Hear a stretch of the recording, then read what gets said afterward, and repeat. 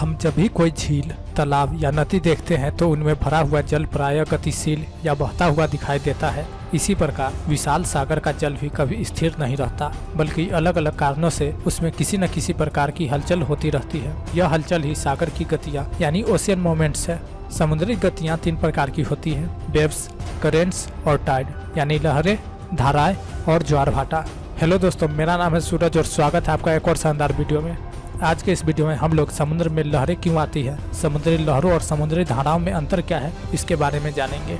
लेकिन उससे पहले जानते हैं कि समुद्री लहरें या समुद्री तरंगे या सी वेव्स क्या है। आपने समुद्री तटों पर ऊंची ऊंची लहरों और उनमें लोगों को उठखेलिया करते जरूर देखा होगा। ये विशाल लहरें कैसे बनती है? दरअसल वायु के प्रभाव से समुद्री सतह का जल ऊपर नीचे होता रहता है, इसे ही लहर कहते हैं। जब हवा चलती है तो उसकी रगड़ से समुद्री सतह के जल को धक्का लगता है, जिससे उसमें हलचल पैदा होती है और जल ऊपर नीचे होने लगता है। हवा जितनी प्रचंड होती है, लहरें उतनी ही बड़ी होगी। कभी कभी भूकंप के झटकों, ज्वालामुखियों और भूगर्भीय हलचलों के कारण भी अचानक बड़ी बड़ी लहरें उत्पन्न हो जाती हैं। ये लहरें अत्यंत विनाशकारी होती है। ऐसी लहरों को सुनामी कहते हैं। सुनामी जापानी भाषा का शब्द है। लहरें एक दूसरे को धकेलती हुई आगे बढ़ती हुई दिखाई देती है, जबकि ये लहरें अपनी ही जगह पर ऊपर नीचे होती रहती है। ये केवल तटों पर आगे बढ़कर समाप्त हो जाती है।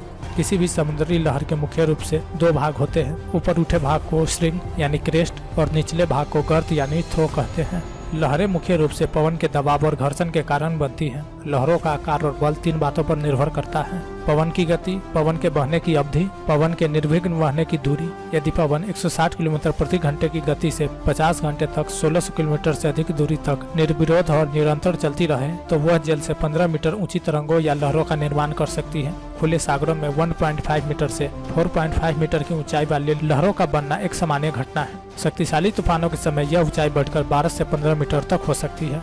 ऊंची लहरों का धैर्य यानी लेंथ 60 से 210 मीटर और वेग यानी स्पीड 30 से 100 मीटर प्रति घंटा होती है। अब जानते हैं समुद्री धाराओं के बारे में यानी ओशियन करेंट्स के बारे में।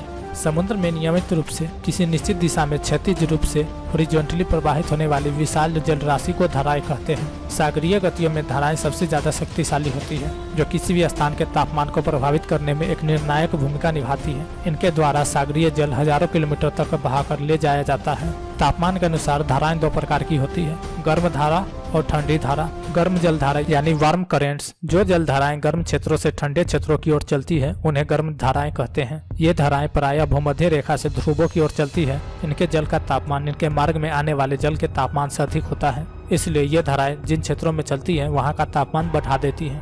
ठंडी जल धारा यानी कोल्ड करेंट्स, जो धाराएं ठंडे क्षेत्रों से गर्म क्षेत्रों की ओर चलती है, उन्हें ठंडी धाराएं कहते हैं। ये धाराएं प्रायः ध्रुवों से भूमध्य रेखा की ओर चलती है। इनके जल का तापमान इनके रास्ते में आने वाले जल के तापमान से कम होता है, अतः ये धाराएं जिन क्षेत्रों में चलती है वहाँ का तापमान घटा देती है। अब जानते हैं कि समुद्री लहरों और धाराओं में अंतर क्या है।